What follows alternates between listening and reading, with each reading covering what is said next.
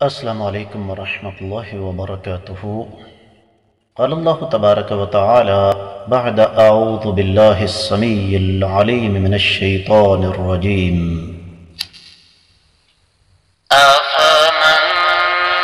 كان على بينة من ربه ويتلوه شاهد منه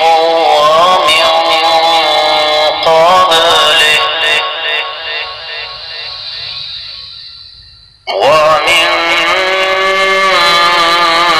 قبله كتاب موسى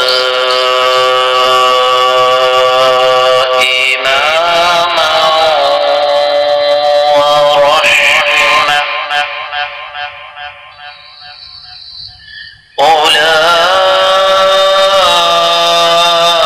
أولئك يؤمنون به ومن يكفر به من الأحزاب فالنار موعده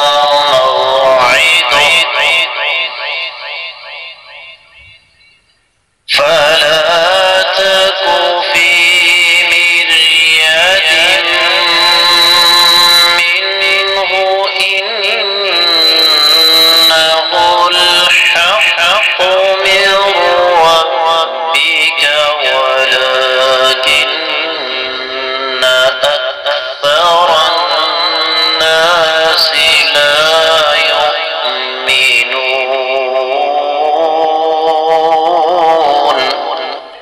معزز خواتین و حضرات، اللہ ملک العلام رب الجلال والاکرام کی پاکیزہ کتاب قرآن مجید 12واں پارہ سورہ مبارکہ کا نام ہے ہود، اور اس سورہ مبارکہ کی 17ویں آیت مبارکہ، اور اس آیت مبارکہ کا موضوع یہ ہے کہ سابقہ کتابیں کائنات کے امام محمد رسول اللہ صلی اللہ علیہ وسلم کی رسالت کی گواہی دیتی ہیں۔ آئیے اس آیت مبارکہ کا لفظی اور بامحاورہ ترجمہ پڑھتے ہیں۔ اللہ ملک العلام رب الجلال والاکرام ارشاد فرماتے ہیں، افمن پس کیا وہ شخص کانا جو ہے علی بینۃ دلیل پر من ربہ اپنے رب کی طرف سے، وَيَتْلُوهُ اور وہ اس کے پیچھے شاہد منہ گواہ ہے اللہ کی طرف سے،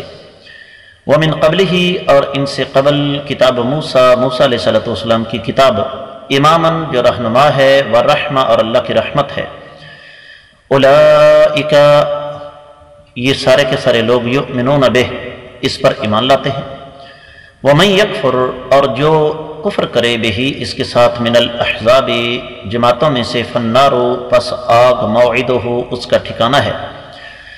فلا تکو پس آپ نہ ہو جائیں، فی مریۃ منہ اس میں کسی شک و شبہ کا شکار، انہ بے شک وہ الحق حق ہے، من ربک آپ کے رب کی طرف سے، ولیکن اور لیکن اکثر الناس لوگوں کی اکثریت، لا یؤمنون ایمان لانے والی نہیں ہے۔ لفظی ترجمہ آپ نے سنا، بامحاورہ ترجمہ سماعت فرمائیے گا۔ پس کیا وہ شخص جو اپنے رب کی طرف سے دلیل پر ہو اور اس کے ساتھ اللہ کی طرف کا گواہ بھی ہو، اور اس سے پہلے موسیٰ علیہ السلام کی کتاب بطور گواہ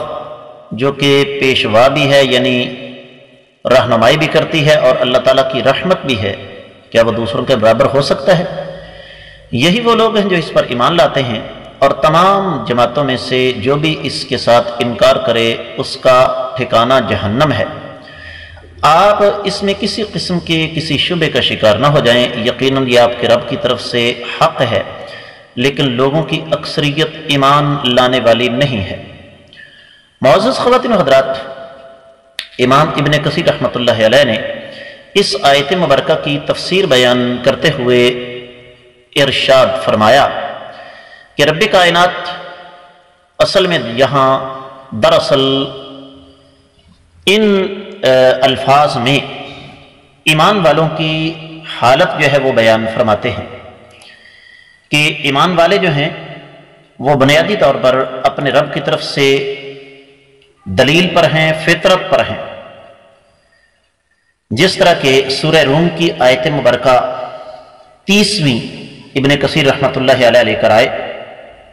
جس کے الفاظ یہ ہیں فَأَقِمْ وَجْهَكَ لِلدِّينِ حَنِيفًا فِطْرَةَ اللَّهِ الَّتِي فَطَرَ النَّاسَ عَلَيْهَا لَا تَبْدِيلَ لِخَلْقِ اللَّهِ ذَلِكَ الدِّينُ الْقَيِّمُ۔ آپ اپنے چہرے کو اس دین کے لیے یکسو کر لیں، آپ اپنے چہرے کو اس دین کے لیے صحیح کر لیں، سیدھا کر لیں، جو کہ یکسو ہے۔ اللہ تعالیٰ کی فطرت جس پر اللہ نے لوگوں کو پیدا فرمایا ہے، رب کائنات کی جو مخلوق ہے اس میں تبدیلی نہیں ہو سکتی، یہ صحیح اور سچا دین ہے۔ نبی کریم صلی اللہ علیہ وسلم نے ارشاد فرمایا، سیدنا ابو ہریرہ رضی اللہ تعالیٰ عنہ راوی ہیں، فرمایا کل مولود یولد علی الفطرہ، ہر پیدا ہونے والا بچہ اسلام کی فطرت پر پیدا ہوتا ہے۔ فآبواہ یہودانہ او ینصرانہ او یمجسانہ، اس کے والدین اس کو چاہے یہودی بنا دیں، چاہے تو نصرانی بنا دیں، چاہے تو مجوسی بنا دیں۔ کما تولد البہیمۃ بہیمۃ جمعاء هل تحسن فیہ من جدعاء، فرمایا بالکل اسی طریقے سے کہ جس طرح کی کوئی بھی جانور جب مادہ اپنے بچے کو جنم دیتی ہے تو وہ اپنی نسل سے ہی جنم دیتی ہے، تو مسلمان مومن جو ہے وہ دین فطرت پر ہے۔ اور اگلی بات جو ہے وَيَتْلُوهُ شَاهِدٌ مِّنْهُ، اس کا معنی یہ ہے، ابن کثیر رحمۃ اللہ علیہ فرماتے ہیں کہ اللہ تعالیٰ کی طرف سے اس کا گواہ آ چکا ہے، اور وہ گواہ کیا ہے؟ اللہ تعالیٰ کی طرف سے وہ وحی جو سابقہ انبیاء علیہ السلام پر اللہ نے نازل فرمائی، کیونکہ سابقہ شریعتیں، سابقہ نبوتیں، سابقہ رسالتیں کائنات کے امام صلی اللہ علیہ وسلم کی نبوت یا رسالت کا انکار نہیں کرتی بلکہ اس کی تصدیق کرتی ہیں۔ تو حاصل کلام ابن کثیر رحمۃ اللہ علیہ کا اب تک کی اس آیت مبارکہ سے یہ ہے کہ مومن جو ہے وہ فطرت پر ہوتا ہے۔ پھر فرمایا وَمِن قَبْلِهِ کتاب موسیٰ، یعنی قرآن سے پہلے موسیٰ علیہ السلام کی کتاب تورات آ گئی، وہ امام بھی ہے اور رحمت بھی ہے۔ کیا مطلب ہے؟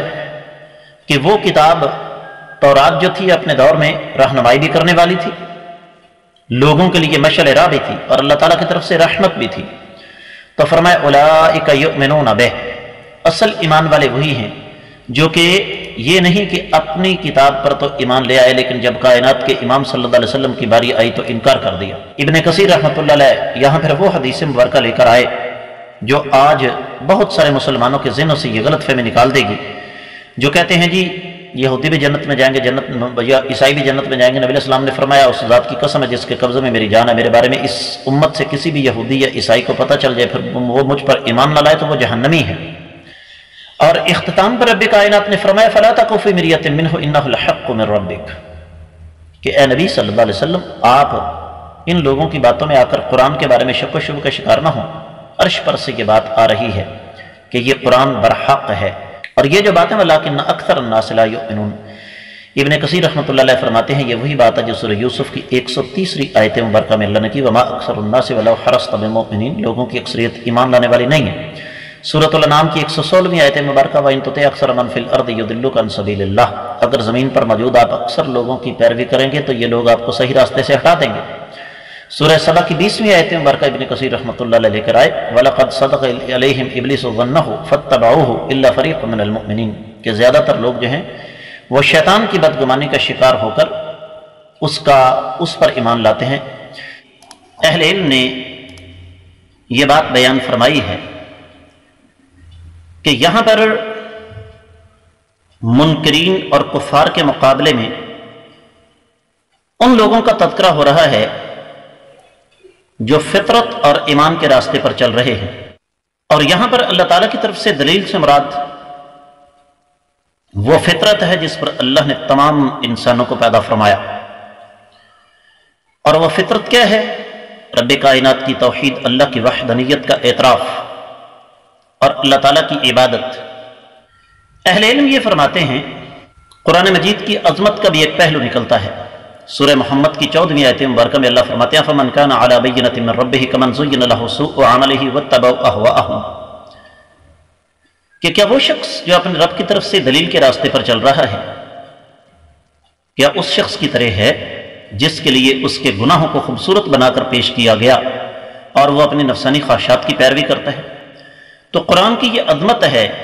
کہ وہ اپنے رب کی طرف سے ایک دلیل ہے، ایک بینہ ہے۔ میرے اور آپ کے علم میں یہ بات ہونی چاہیے کہ سابقہ آسمانی کتابیں، تورات ہو، انجیل ہو، زبور ہو، ان تمام کتابوں میں کائنات کے امام صلی اللہ علیہ وسلم کی نہ صرف یہ کہ آنے کی خوشخبری سنائی گئی، بلکہ اللہ کے رسول صلی اللہ علیہ وسلم کی باقاعدہ آنے کی علامات اور نشانیاں بھی بتائی گئی۔ اس کا نتیجہ ہمارے سامنے ہے کہ سیدنا عبداللہ بن سلام جیسی ہستیاں، جو کہ یہودیوں کے بڑے بڑے علماء میں جن کا شمار ہوتا تھا،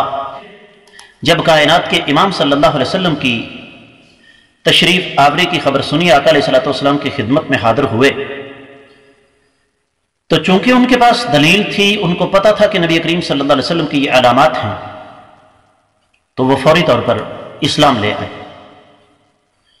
تو نبی کریم صلی اللہ علیہ وسلم کی رسالت بغیر ثبوت اور بغیر دلیل کے نہیں ہے۔ اسے ہمیں ایک اور بات کا سبق ملتا ہے کہ دین جو ہے وہ دلیل ہے۔ اہل علم یہ فرماتے ہیں کہ بینہ سے مراد نبی علیہ الصلوۃ والسلام پر نازل ہونے والی وحی ہے، اور شاہد سے مراد نبی کریم صلی اللہ علیہ وسلم کی سنت ہے۔ دوسرے لفظوں میں اس آیت مبارکہ میں منکرین حدیث کا بھی رد موجود ہے، جو کہتے ہیں کہ ہمارے لیے قرآن ہی کافی ہے۔ تو باتیں پھر دو ہی ہیں، جس کو توفیق ملی وہ ایمان لے آیا، جس نے نامراد ٹھہرنا تھا، بدبخت ٹھہرنا تھا، وہ نبی علیہ الصلوۃ والسلام کے ساتھ رہنے کے باوجود، آقا علیہ الصلوۃ والسلام کے پاس ہونے کے باوجود، قریب عزیز ہونے کے باوجود، وہ پھر اس دولت سے محروم رہا۔ یہ آیت مبارکہ دراصل آیت مبارکہ نہیں، اگر غور کیا جائے تو اس کے اندر معانی اور مفہوم کا ایک سمندر رب کائنات نے پیدا فرمایا۔ اس پر جتنا انسان غور کرتا چلا جائے، اسی حساب سے انسان کے سامنے کئی علم کے، فہم کے اور معرفت کے دروازے کھلتے جاتے ہیں۔ ان پر ہمیں غور کرنا چاہیے۔ اس کے ساتھ ہی اس آیت مبارکہ کی مختصر تفسیر مکمل ہوتی ہے۔ اللہ نے توفیق دی تو آنے والے سبق میں ہم انشاءاللہ اگلی آیت مبارکہ پڑھنے کی کوشش کریں گے۔